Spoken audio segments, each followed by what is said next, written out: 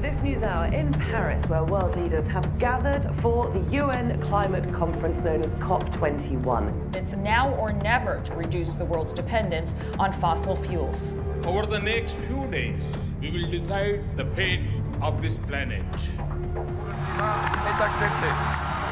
Breaking news: after years of negotiation, a climate deal has finally been reached. The real headline, the real news, is the voluntary aspect of this. Yeah, not legally binding. This is the same old thing. There's no enforcement mechanism. The original goal was to limit emissions so the planet would only warm by 2 degrees Celsius. Every scientist who has looked at the agreement say that's not going to happen. The planet will still warm by 3.5 degrees by the end of the century. And that's not nearly enough to stop the very worst impacts of climate change from impacting the planet. More needs to be done.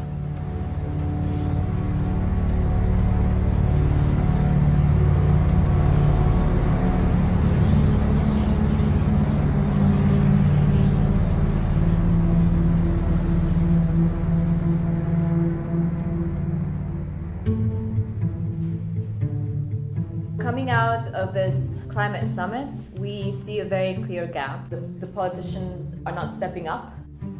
We're seeing the people and the movement stepping up to close that gap.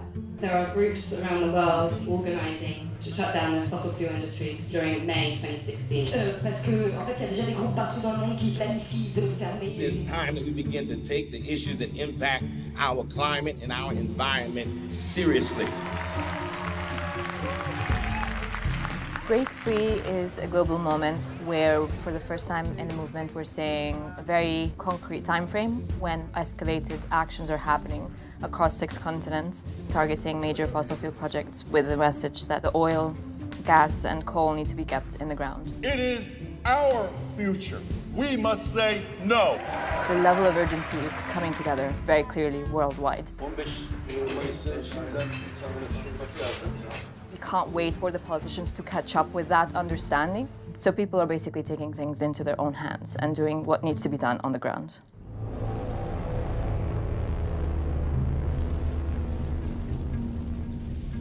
What is legal is not necessarily just.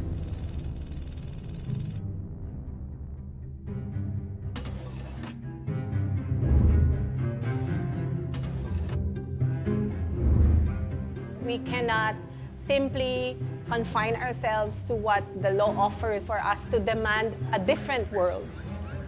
I remember the time when to even distribute flyers about the issue of oil was against the law. Things remain the way they are because we allow it. The moment we do not allow it, we take away our consent, then change happens very, very rapidly. In 1986, we were able to successfully oust the dictatorship Marcos. It was not just a struggle against repression of our civil and political liberties, it was also a struggle against a dictatorship that had many dirty and harmful energy projects. We create change through empowerment of people because we believe that's the only change that will last.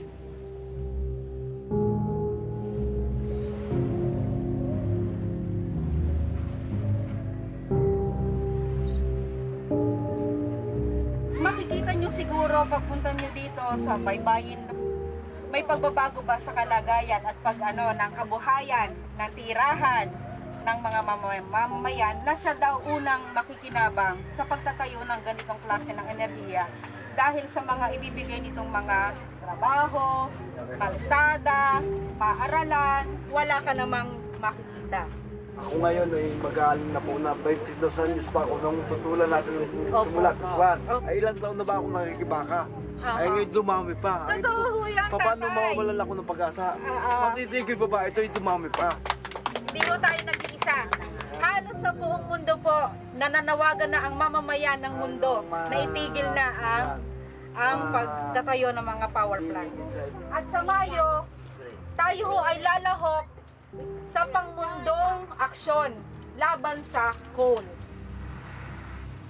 We allow our nature to be destroyed by selfishness. and the progress that has been achieved is only for the few. The church has to educate our people to oppose this false progress. Globalization cannot be avoided. What is globalized is materialism, consumerism, lack of care for others. What must be globalized is concern for one another.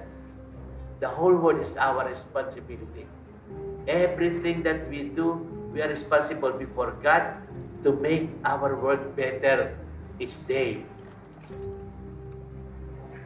Most changes in society come from ordinary people who band themselves together and embrace the same vision and really sacrifice for the accomplishment of their common purpose.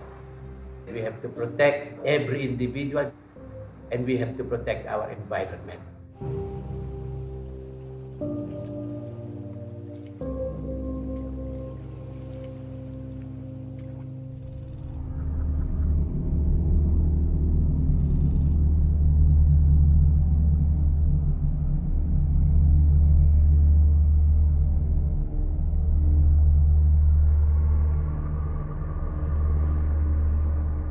The laws of nature and the laws of economics are in conflict at the moment. Either everything changes because the climate changes and it changes our physical world in ways that we can barely fathom, or we change our economy in fundamental ways. But the idea that there is some middle road where we continue on pretty much as is, that's actually not available to us.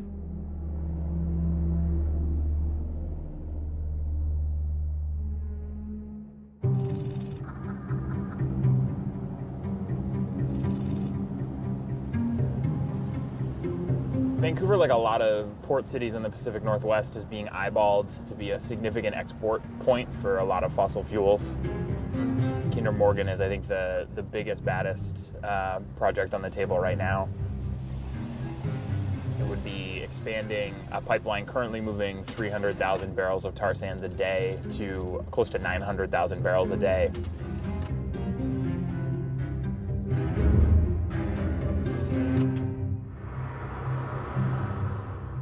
There's no way to clean up a tar sand spill in this kind of water. They're saying at best they could get, in ideal conditions, 50% cleaned up. If there's one thing about this part of the world, it's that ideal conditions are pretty few and far between. The pipeline itself crosses a lot of very important rivers for people's drinking water, for communities, for the salmon stocks, which are so important to this region, all the way as it goes back to northern Alberta, where we already know the impacts that it's having on the Athabasca River, which has become one of the most polluted waterways in the world, and the human health impacts that's having on First Nations communities downstream. Alberta tar sands, the biggest industrial project in the world, where the size of Earth that they want to move is the size of Texas. Kinder Morgan make $13 million a day. And not only do they make that much, but they're subsidized by our Canadian government. We immobilized the community, 100% consensus by Tsleil-Waututh Nation, where we had a referendum and they said, we could negotiate for millions of dollars with Kinder Morgan. That could help some of our people out of poverty. Or we could use our own little resources that we have and fight them. 100% consensus, we chose to fight it.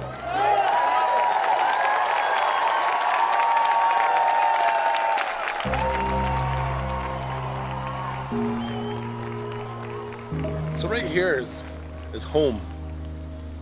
We haven't left. This is where we've been for thousands of years. 85% of our diet came from the waters behind us. We've been measuring the quality of water here for about 20 years. It's getting progressively worse. We're devastated, and what we're trying to do is rehabilitate the damage that has caused. We're going to court soon, Canada, for not consulting us on the Kinder Morgan expansion. One of the ministers said, why don't the First Nations take the money? They need it. We don't need it more than our land. We'll do whatever it takes to make sure this doesn't happen in any way possible. We are going to launch a massive flotilla of boats from here and surround the terminal on the other side where tankers fill up, as well as have a group of folks on land march to the gates of the marine terminal so that we block it from both the land and the water.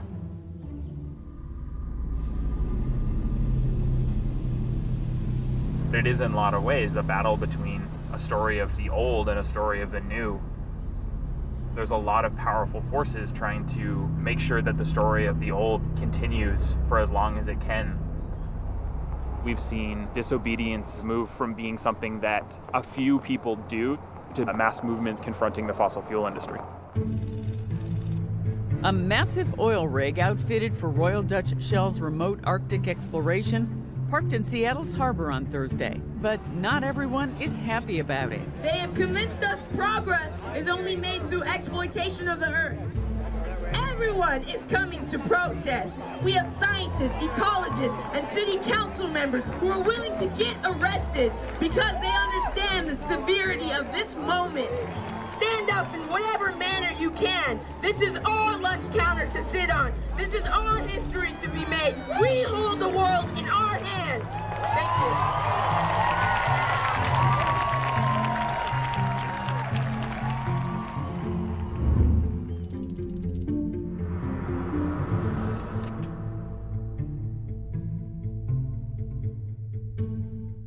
Civil disobedience is a powerful tool in social justice work. The law, it's not sacred, and to challenge it shakes our consciousness. If you can take that radical action in a way that genuinely speaks to everybody else, then you not only have their attention, you have their inspiration, and you build movements that way. Number one, preparation. Calibrate what you are asking for and how you ask for it so that you can win it. Then you've got to choose your strategy. You've got to choose a tactic, a target that can successfully grab public attention. Then you've got to make sure that your execution is flawless. The media will look for every opportunity to delegitimize you. If there is one misstep, one act of violence, it's over. I've never been in the White House, but the ability to chain myself to the outside of the White House turned out to be important and empowering, and anyone can do it. Most of us don't have huge sums of money. All of us have a body that we can put in the way. I want to say very clearly that civil disobedience is but one tool in the activist toolbox. It's not the first one that you should reach for, and if you use it all the time, like any other tool, it's going to get dull. That said, civil disobedience has a role to play. Nobody should have to go to jail about climate change. In a rational system, that would be the last thing that would happen. But because the way power is distributed in our world, sometimes we have to.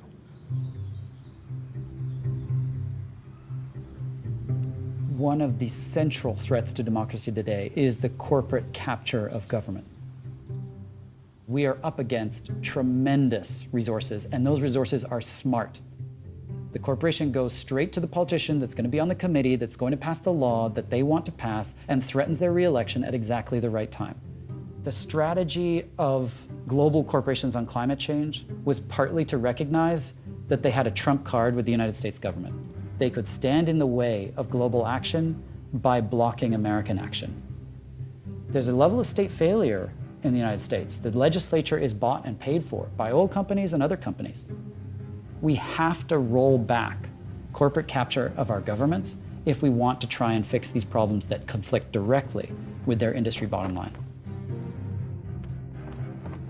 There's nothing radical about anything we're talking about. Radicals work at oil companies. If you are willing to get up in the morning and make your fortune by altering the chemical composition of the atmosphere, and you're willing to do it once scientists have told you what would happen, and once you've seen it happen, once you've watched the Arctic start to melt, if you're willing to do that, then you're a radical, and our job is to try and check that radicalism. An investigation is underway into ExxonMobil. The huge oil company buried research about the effects of climate change. Reports suggest more than 30 years ago, Exxon's own scientists were taking climate change projections into account in its operational plans. Exxon was on the cutting edge of science. They wanted to be on the cutting edge of science 40 years ago on climate change.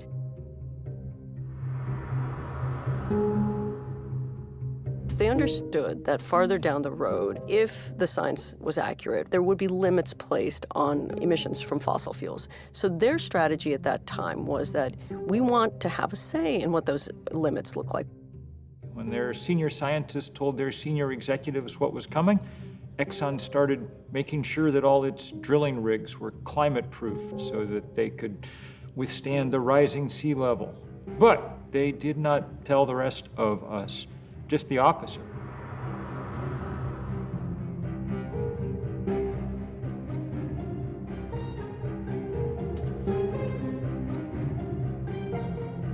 Around 1989, there was a shift in the thinking at the executive level.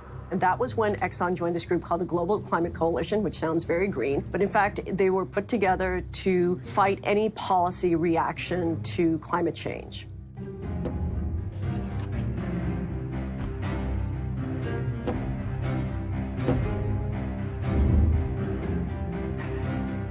Exxon and others ended up hiring the veterans of the tobacco industry to try and make the same basic argument that the cigarette guys had made.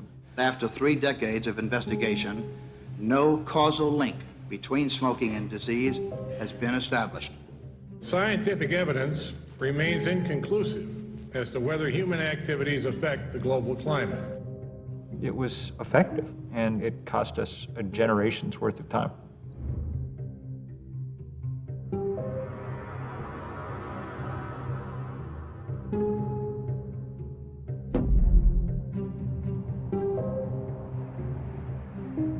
We just recently crossed 400 parts per million CO2 in the atmosphere. We're literally releasing all of that CO2 that got buried underneath the Earth's surface over 100 million years. And we're releasing it over a time frame of 100 years, 1 million times faster than nature buried it. That is without precedent. It's unclear that living things, including human beings, can adapt to changes that occur that quickly. In the Philippines, at least 6,000 farmers were blocking a highway to demand the government provide rice. The farmers are starving. Behind all this is a rise in global temperatures, causing the whole region to suffer the worst drought in more than 20 years. We've begun to see serious stress on the global food systems. We simply won't be able to grow enough food to feed 10 billion people in a warming world. There's a study that looks at temperatures to come in much of the Middle East. And what they found was the combination of heat and humidity for stretches of time by 2100 would not be compatible with human life. The new study published yesterday finds climate change exacerbated the worst drought ever in modern Syria, aggravating social unrest in the country and helping to push it over the brink into civil war. A record 1 million refugees and migrants have now crossed into Europe in Europe's worst refugee crisis since the Second World War.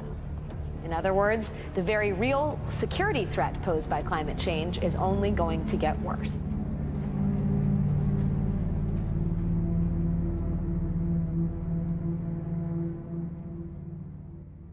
You've got to put your bodies upon the gears and upon the wheels, upon the levers, upon all the apparatus, and you've got to make it stop. And you've got to indicate to the people who run it, to the people who own it, that unless you're free, the machine will be prevented from working at all. Social movements are different from ordinary politics in that they are not simply about how to divide up the goods, but about what a good is.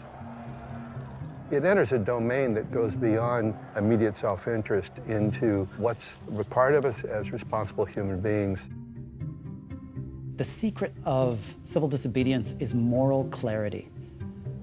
Gandhi said, "I am a human being first, and a citizen of my country second." He targets the fact that Indians aren't allowed to make their own salt, and has a massive salt march across India to the coast where he bends down and picks up sea salt. How could someone possibly prevent you from doing something like that? He's taken the weakest point of his opponent and targeted it to generate the most moral clarity. Different forms of civil disobedience shaped the basis of the abolition movement, the women's suffrage movement, the civil rights movement.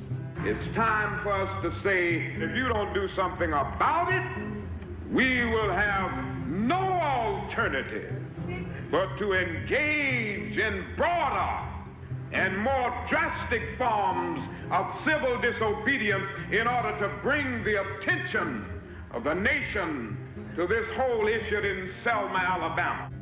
At the core of activism is one simple thing, and that's voice. So many people in the world, their voice is actually just not heard. The civil rights movement had a grounded belief that the first and most important thing to do was allow the people who were on the ground to be able to shape the direction and to be the front of what was happening. It was about building the capacity to organize for action and mobilizing the public to show up in support of an action. The effect of civil disobedience is often to raise the cost of business as usual, to disrupt normal processes and procedures, which makes it more costly to resist change than to agree to it.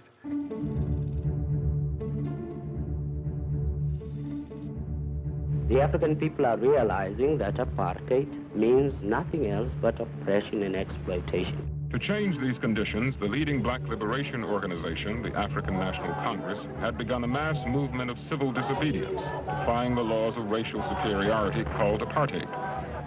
Civil disobedience brings a spotlight to the violence of oppressive states and industries. The civil disobedience that occurred in South Africa during the apartheid years defied all apartheid laws. It was really, really strong because it happened everywhere. From street committees to unions to labor movements to student movements, everybody found an aspect of apartheid laws that affected them and then used some kind of mechanism to defy it. It didn't change overnight, and it wasn't one day of civil disobedience. It takes time, and you will have obstacles, but I really don't think there's any fight that we cannot win if we have the numbers.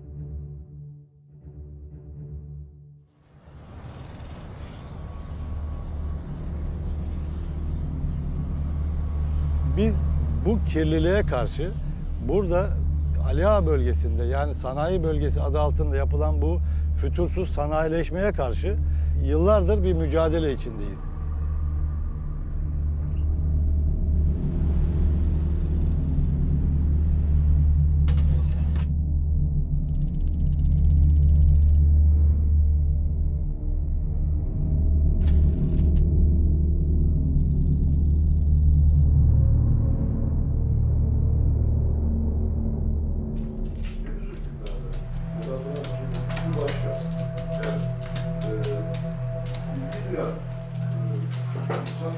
Kapitalizmin hakim olduğu bir süreci yaşadık. Genelde onu yaşıyoruz.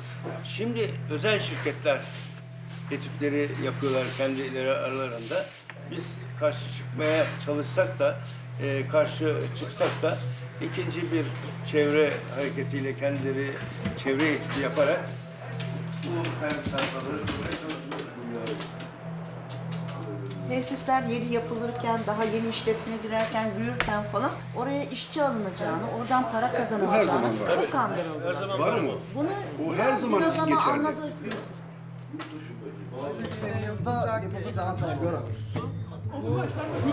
1989'un Mart'ında arkadaşlarımla birlikte belediye başkanı seçildikten sonra Ankara'dan bir çevre genel müdürlüğünden bir bayan telefon etti. Dedi ki tanışmıyoruz ama önemli olduğu için size Ali Ağa için bir kara haber vereceğim. Ali Ağa'da ithal kömüre dayalı 1 megawatt gücünde bir termik santral kurulacak. Şili'den Kırağa kadar bütün belediye başkanlarını çağırdık. Türkiye'de vahşi kapitalizmin bir göstergesi olarak Ali Ağa'da başlayacak olan bir saldırı. Termik santral kurulmaz. Halkımız istemiyor çünkü. Termik santral alanına ağaçlarımızı, çocuklarımızla, evrim coşkunlarla, yavrularımızla dikeceğiz. Gücünüz yetiyorsa gelin söndürün. Kulakları çınlasın, İzmir Büyükşehir Belediye Başkanı'ydı o zaman. Yüksel Çakbu ve bizim 18 belediyemiz yine bir sevgi zinciriyle protesto ettik. Aşağı yukarı 60 kilometrelik bir alan da 50 bin kişinin katıldığı bir çevre hareketi. Bunu o gün yaptığımızda belki de Türkiye'de şimdiye kadar yapılmış olan çevre hareketlerinin içerisinde en çok ilgi gören eylem oldu. Bu sanayi burada bizim verdiğimiz mücadele orada sadece bir termik santralı durdurabildik. Ama geniş bir alandaki sanayinin devam etmesini engelleyemedik.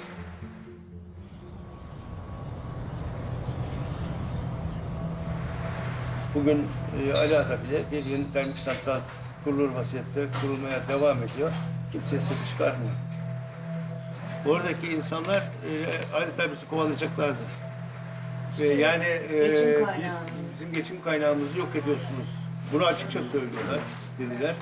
Benim burada kanser oluyorsunuz, ölüyorsunuz dedik. Ne olacak dedi ama işimiz yok dedi. Aç buyuruyoruz. Bu yani biraz insanları açlıkla terbiye etme gibi bir şey değil mi? Ya. Ben onları iki belediye otobüsüne bindirdim, yatağına götürdüm. Yatağında nasıl etkilendiklerini anlatan bir köye var. Hatta birinin burnu tavşan burnu gibiydi. Birisinin kulağı yarımdı falan. Onlar anlattılar. Yatağın termik santralinden kaynaklanan doğum, sakat doğum oldu. Dönüşte tüm horoz yediği şeydi, eylemdi. Bir eylem planımız var. Bu eylem planımıza da Türkiye'deki fosil yakıtı karşıtı bütün yaşam savunucuları, uluslararası fosil yakıt karşıtı yaşam savunucularını buraya davet ediyoruz. Hep birlikte el ele bu fosil yakıtlardan kaynaklı kötü gidişe bir son vermek istiyoruz. Biz bu 90 ruhunu tekrardan yaşatacağız.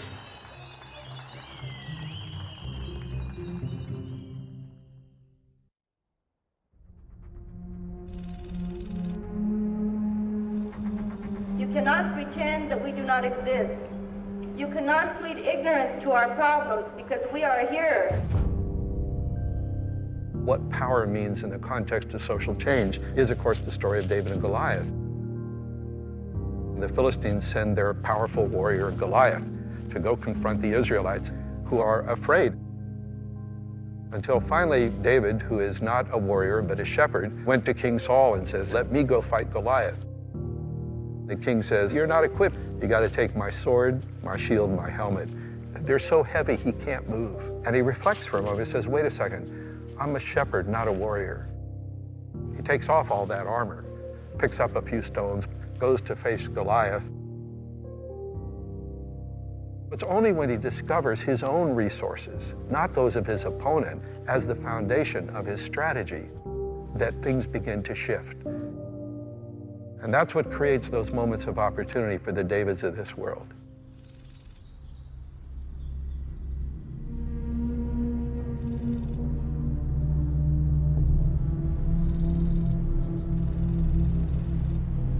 Lignite has a very low energy density. That means you have to dig up a lot of it to get not that much energy. And in burning it, you emit a whole bunch of other dirt, essentially, which is why this is not just bad for the climate, it's also terrible for people's health.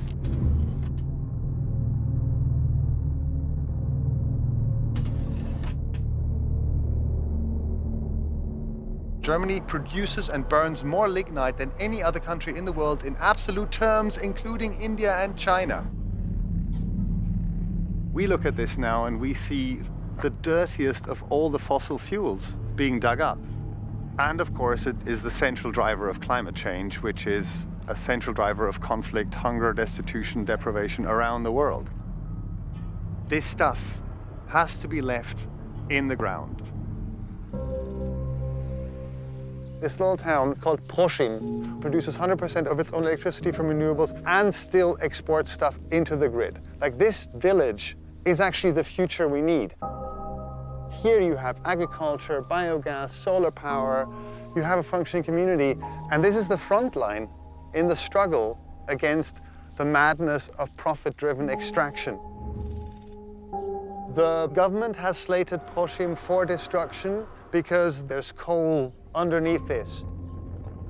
What we're seeing here is the future being eaten by the past.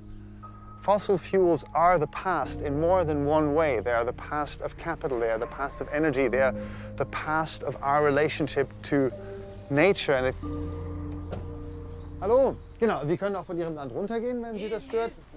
Okay, so this was Frau Rösch, who was just asking what we're doing on her land, and I started explaining, blah, blah, we're doing this film. Then she's like, are you against lignite? Yeah. It's like, okay, then you can walk wherever you want.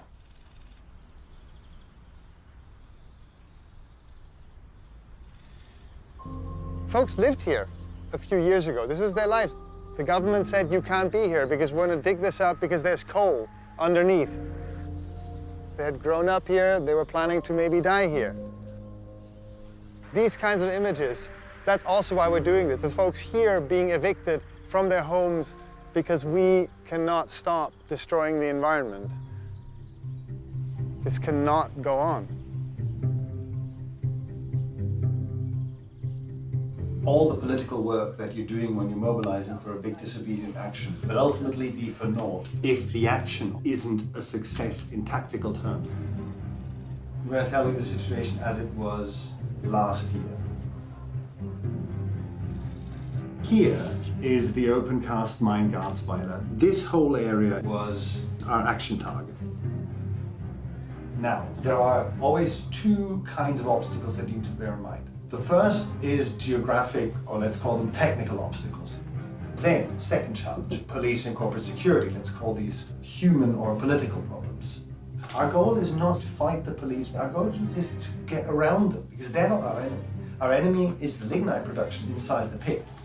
So when the police start forming a line, with sheer determination, we are walking through the police lines, not hitting them, not engaging them violently, but just walking through.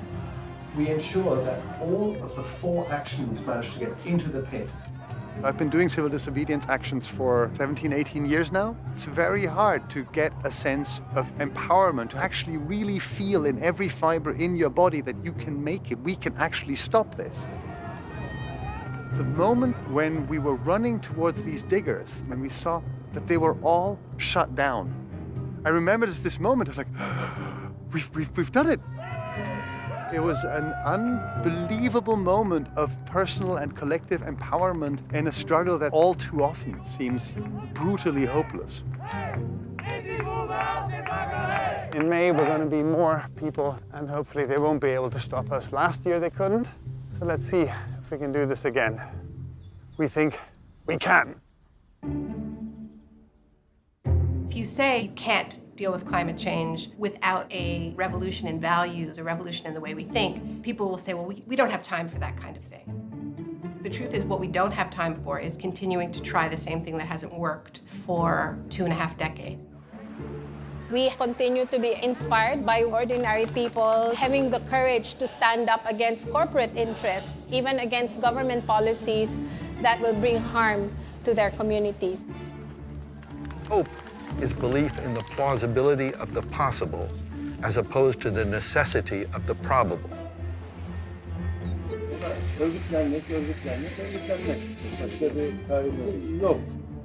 We don't have the tanks and we don't have the armed forces. Non-violent civil disobedience is me making my voice heard against a powerful force that is holding us back.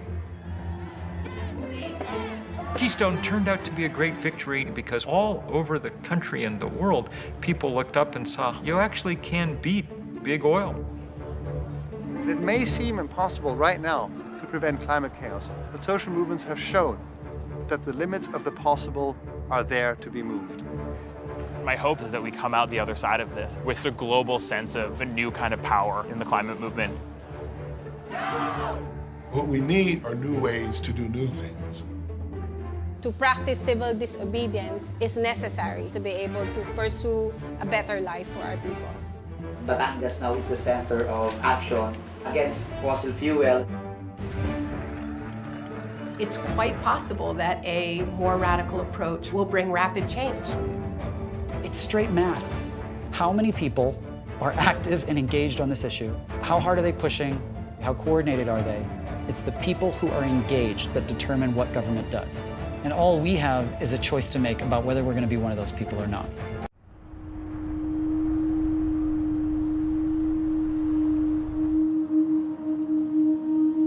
We are wondering what is happening to the world. Everything is changing.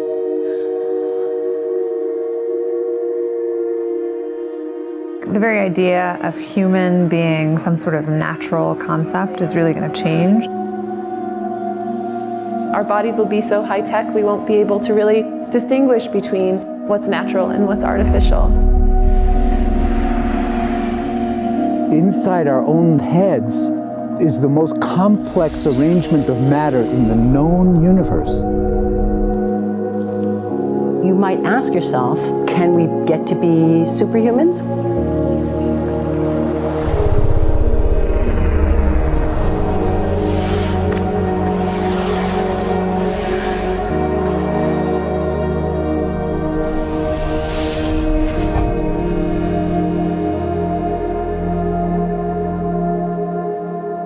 The original Industrial Revolution was driven by the discovery that you could use steam engines to do all kinds of interesting things. But that was followed by additional revolutions for electricity and computers and communications technology. We're now in the early stages of the fourth industrial revolution, which is bringing together digital, physical, and biological systems. The place where it's hardest for it to sink in is in the suburban United States. We're insulated against the natural world. That's what the suburbs really are, a way of making you not notice the natural world very much. And we're insulated in those places by wealth. At least we think we are.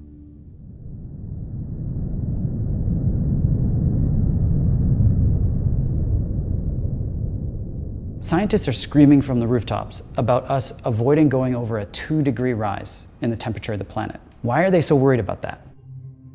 If we go over that amount of warming, there are feedback loops in our ecosystems, tipping points that climate change could spin out of control, and it happens like that.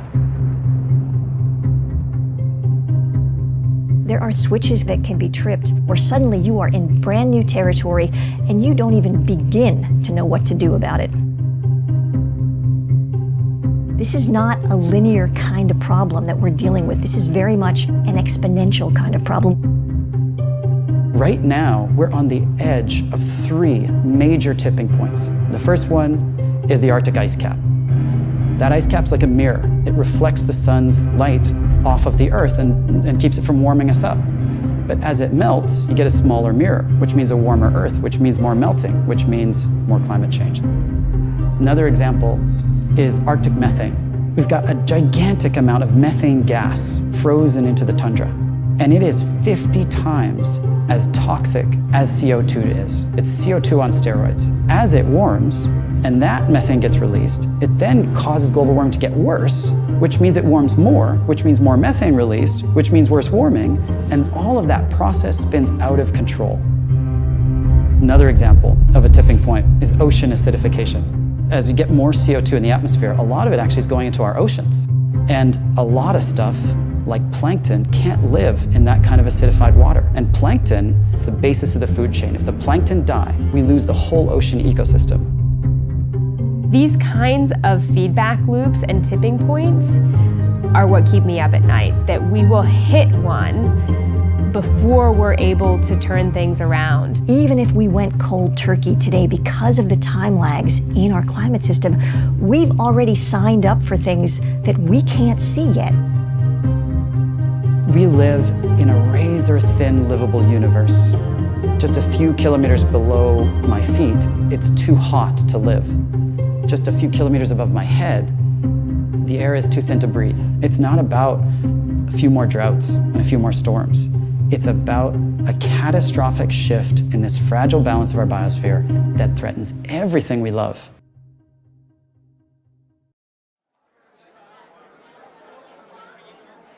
What we all need to be focused on is turnout, turnout, turnout.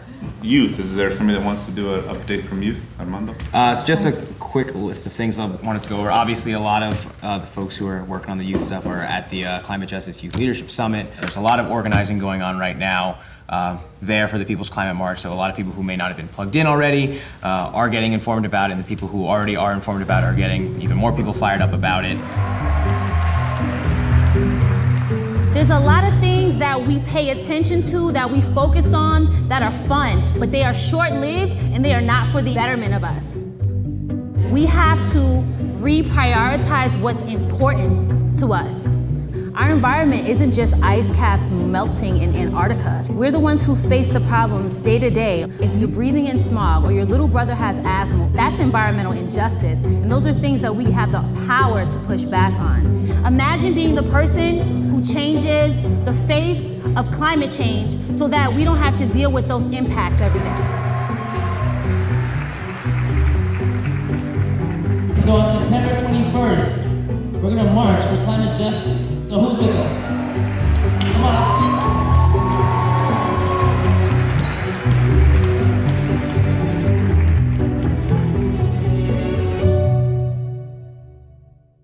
Okay, all right. Yes, we pull the fossil fuels out of the ground, we put them in the incinerator, they put the carbon in the sky, it warms the earth, lots of bad stuff's gonna happen, heat waves, extreme weather, floods. Okay, sure. But I mean, really, is that the thing I care about most? You know, there's all these other issues in my life that are more pressing. For someone who is engaged in a struggle for a higher minimum wage or worries about healthcare, it's understandable that these molecules floating around the air seem invisible and abstract. Humans have this thing that we call a finite pool of worry. You've got your mortgage you've got to pay, you've got your kids you've got to take care of, and they tend to be more immediate. We respond to things that feel incredibly urgent, like a gun to the head, a stampede of wild elephants, right? Climate change is a completely different kind of risk. It plays out over these very long time scales. It's really hard to perceive it as a very urgent threat. The other thing that happens is that there's something called a single action bias. We have this tendency to see a threat and then we try to fix it with one thing. It's like the silver bullet solution. When we look at climate change, we become overwhelmed by it because there's so many different ways that we're going to need to fix it. 25 years we've been talking about climate change. The level of scientific reports becomes higher and higher and higher. Why has that still not compelled the majority of people to action? Cognitive psychologists have been mapping the processing systems within our brains, and they found that there are two parallel and deeply interlocked processing systems. The rational side, the analytic side, which deals with information, facts, data. And we have another side, which is a much more intuitive and emotionally driven side. It is that emotional system that moves us into action. The challenge for climate change is how do we get something that is so based in the science to cross over into the side which makes us feel something. People are reluctant to stand up and to take action if they don't see that the other people around them are taking action. And that is why it is absolutely critical that there are people who are seen to be doing something. They are creating the breakage. Climate change is strangely, maybe uniquely problematic because not only are we all bystanders, we're also perpetrators, actively contributing to the thing. If we recognize the problem, we become morally compelled to take action on it. There is a fundamental tipping point at which that has to happen.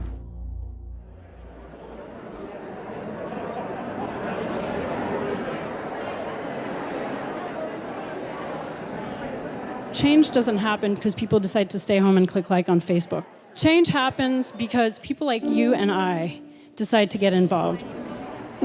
We didn't want to leave it to world leaders. Their track record is not very good in dealing with this question. I am a trade unionist, and I am an environmentalist, and I see no conflict whatsoever in those two things.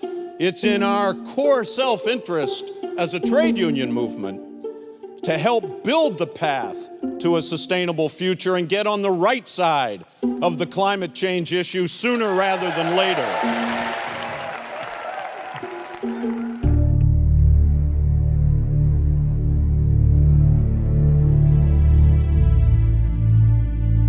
Normally it takes a long time to switch energy sources, 50, 60 years to go from wood to coal, coal to oil and gas. We lack 50, 60 years. The reason we want to get off of fossil fuels now is because we have to protect our way of life. We need a vision for what the post-carbon economy looks like that is inspiring enough and delivers enough in terms of jobs, in terms of new opportunities, in terms of better health. It has to be exciting. There are many more jobs available to people who are going to be building wind turbines, retrofitting houses so they waste less energy. Solar panels have to be installed by a person. That person has to go to your home. There's no way to outsource putting that solar panel onto a roof. A 100% renewable economy is within our grasp. It's economically and technologically possible. It's not something that we need to keep researching, because it's always off in the distance. No, it's here. It's a question of political will. If you look at the renewable revolution that's happened in Germany, it wasn't about leaving the renewable sector to the market. It was about creating different incentives. And there was an explosion of innovation and creativity. Germany is now the #1 solar country in the world, even though they have the same amount of solar incidents as Alaska. Can we do it? Can we take the power that has been highly centralized and highly focused and controlled by very few hands, and it is not an accident that very few hands controlling power in the sense of electricity leads to very few hands controlling power in the sense of political power. We are going to try a global experiment that is going to be the most difficult thing human beings have ever done, which is to rip those two apart, which means we are democratizing power in both senses of the word. The real question is, are we gonna scrape the bottom of the barrel for the last polycarbons on Earth to burn them too? Or can we actually show some restraint, which we ask our children to do? Don't eat the last 17 marshmallows. Could you just show some restraint and choose a wiser course?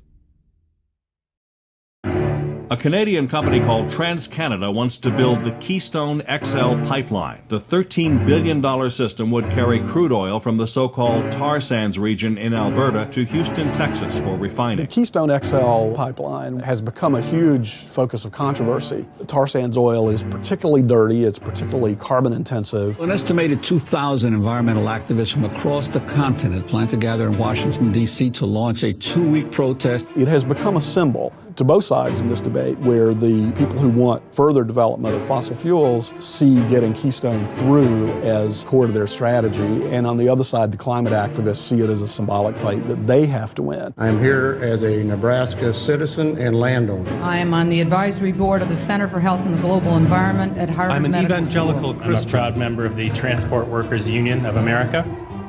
You know what's so fascinating about this whole Keystone thing is that was supposed to be a wedge, and instead it's been turned upside down. Now it's actually a base that is lining up constituency after constituency. Today we act!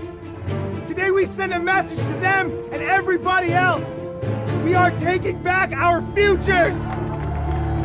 Something extraordinary and unexpected has backfired out of the ambition of the fossil fuel companies. They've built a movement by mistake. If you are going to be risking arrest, you're going to be lining up over here. One of the tools that came into play was peaceful civil disobedience to show the moral urgency of these problems, that this was the crisis of our time. I saw a story in one of the trade publications, the oil industry, not long ago, and they said, we're never going to get to build another pipeline in peace again. And I hope they're right.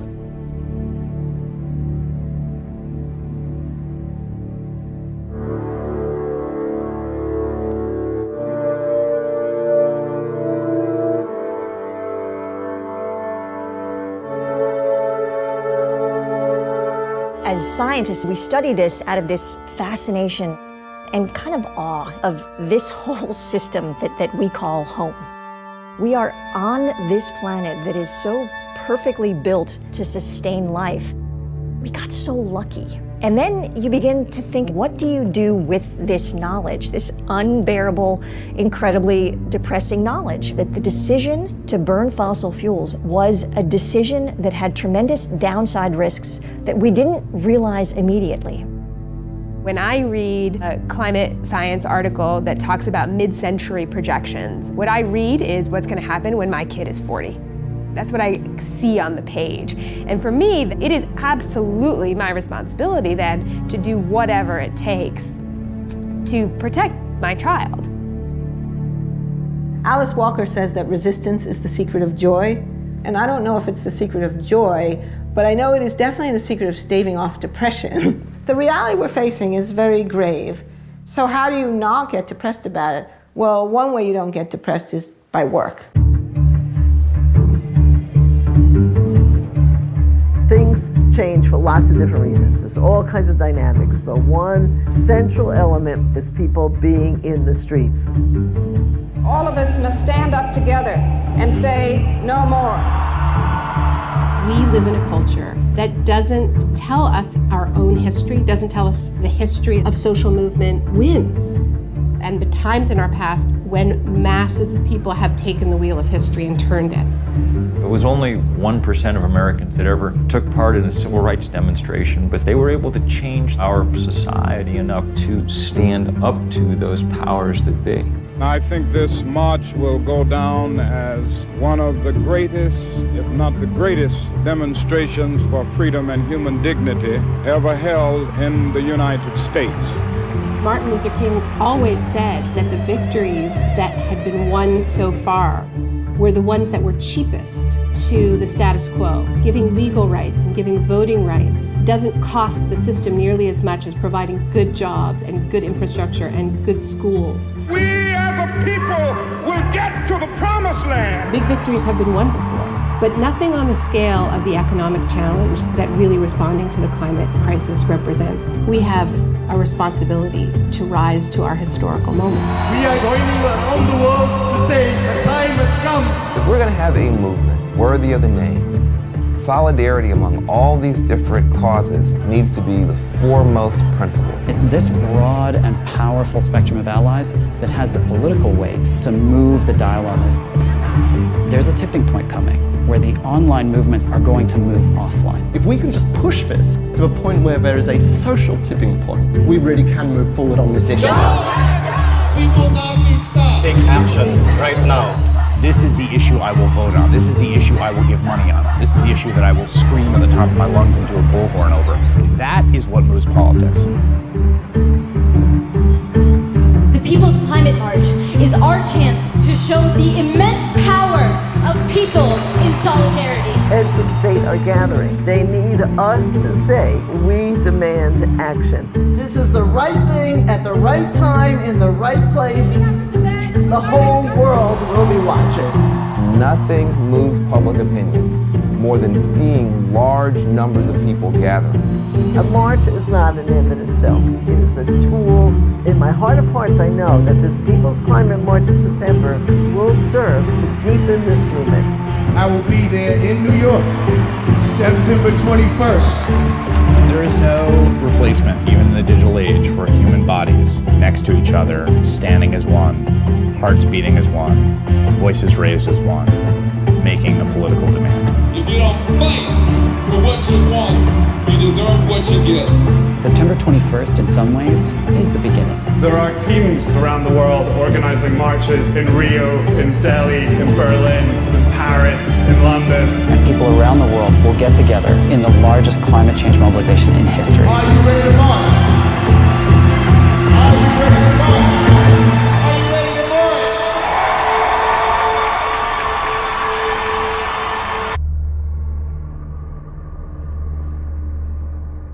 The laws of nature and the laws of economics are in conflict at the moment. Either everything changes because the climate changes and it changes our physical world in ways that we can barely fathom, or we change our economy in fundamental ways. But the idea that there is some middle road where we continue on pretty much as is, that's actually not available to us.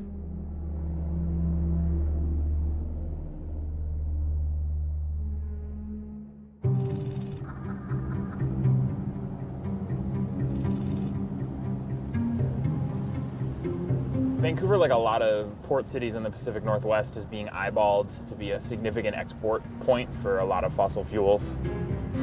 Kinder Morgan is, I think, the biggest, baddest project on the table right now. It would be expanding a pipeline currently moving 300,000 barrels of tar sands a day to close to 900,000 barrels a day.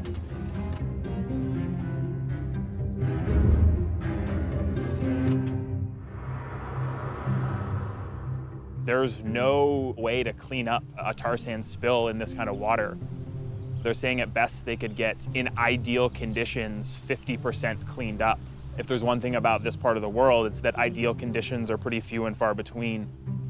The pipeline itself crosses a lot of very important rivers for people's drinking water, for communities, for the salmon stocks, which are so important to this region, all the way as it goes back to northern Alberta, where we already know the impacts that it's having on the Athabasca River, which has become one of the most polluted waterways in the world, and the human health impacts that's having on First Nations communities downstream.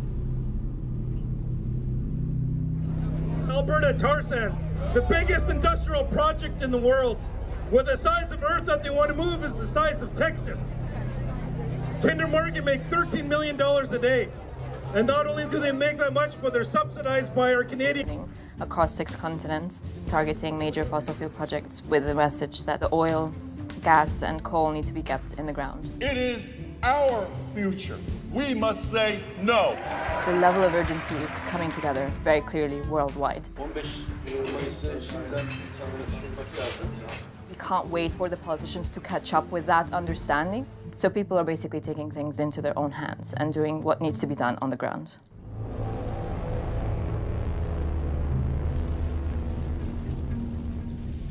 What is legal is not necessarily just.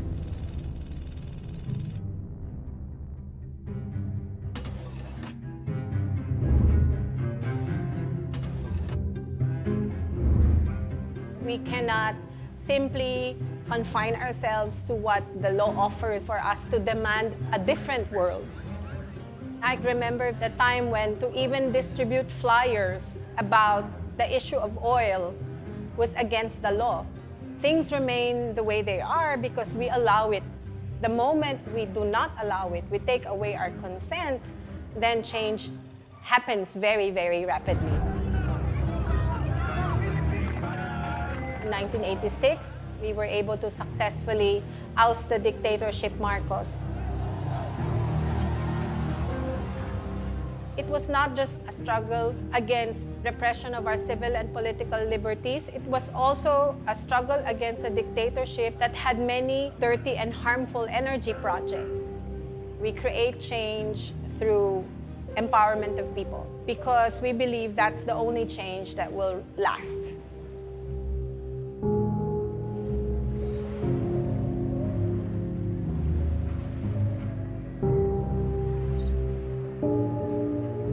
Makikita nyo siguro pagpunta nyo dito sa baybayin, may pagbabago ba sa kalagayan at ng kabuhayan, ng tirahan ng mga mamamayan na siya daw unang makikinabang sa pagtatayo ng ganitong klase ng enerhiya dahil sa mga ibibigay nitong mga trabaho, kalsada, paaralan, wala ka namang makikita. Ako ngayon ay mag-aalim na po na 22 anyos pa ako nung tutulan natin simula Kasuan. Ay ilang taon na ba ako nakikibaka? Ay ngayon dumami pa. Totoo ho yan, Paano tatay? mawawalan ako ng pag-asa? Matitigil pa ba? Ito'y dumami pa.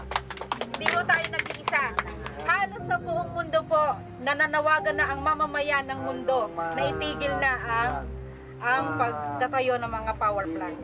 At sa Mayo, tayo ho ay lalahok sa pangmundong aksyon laban sa coal. We allow our nature to be destroyed by selfishness. And the progress that has been achieved is only for the few. The church has to educate our people to oppose this false progress. Globalization cannot be avoided. What is globalized is materialism, consumerism, lack of care for others. What must be globalized is concern for one another. The whole world is our responsibility. Everything that we do, we are responsible before God to make our world better each day. Most changes in society come from ordinary people who band themselves together and embrace the same vision and really sacrifice for the accomplishment of their common purpose.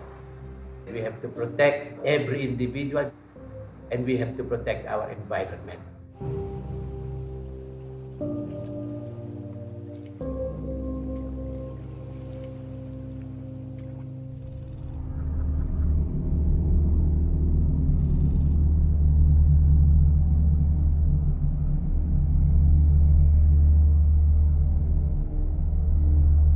Government. We immobilized the community, 100% consensus by Tsleil-Waututh Nation, where we had a referendum and they said we could negotiate for millions of dollars with Kinder Morgan. That could help some of our people out of poverty. Or we could use our own little resources that we have and fight them. 100% consensus, we chose to fight them.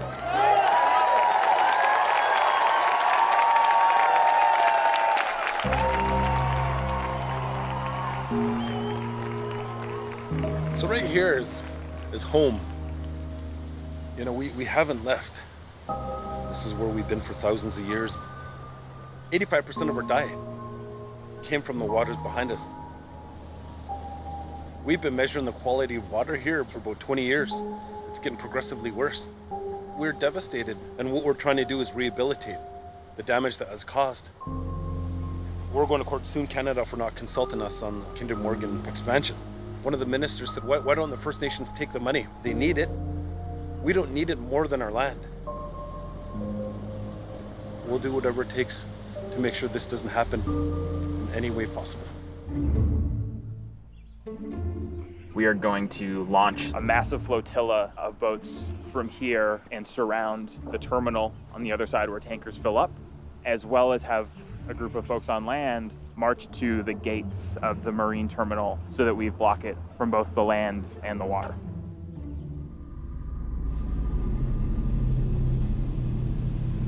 It is in a lot of ways a battle between a story of the old and a story of the new. There's a lot of powerful forces trying to make sure that the story of the old continues for as long as it can. We've seen disobedience move from being something that a few people do to a mass movement confronting the fossil fuel industry. A massive oil rig outfitted for Royal Dutch Shell's remote Arctic exploration, parked in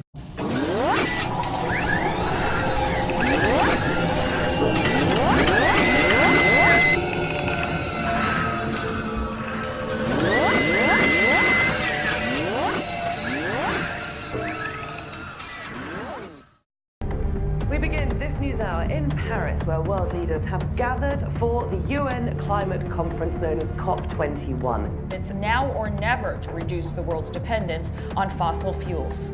Over the next few days, we will decide the fate of this planet.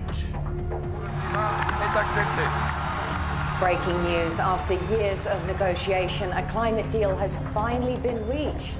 The real headline, the real news, is the voluntary aspect of this. Yeah, not legally binding. This is the same old thing. There's no enforcement mechanism. The original goal was to limit emissions so the planet would only warm by 2 degrees Celsius. Every scientist who has looked at the agreement say that's not going to happen. The planet will still warm by 3.5 degrees by the end of the century. And that's not nearly enough to stop the very worst impacts of climate change from impacting the planet. More needs to be done.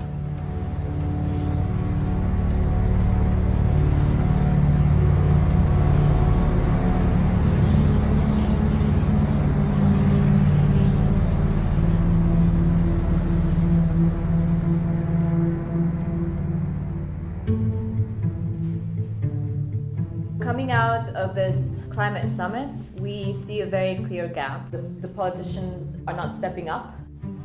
We're seeing the people and the movement stepping up to close that gap.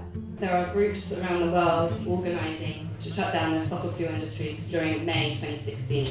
Parce que, en fait, il y a déjà des groupes partout dans le monde qui planifient de fermer. It's time that we begin to take the issues that impact our climate and our environment seriously. Break Free is a global moment where, for the first time in the movement, we're seeing a very concrete time frame when escalated actions are happening.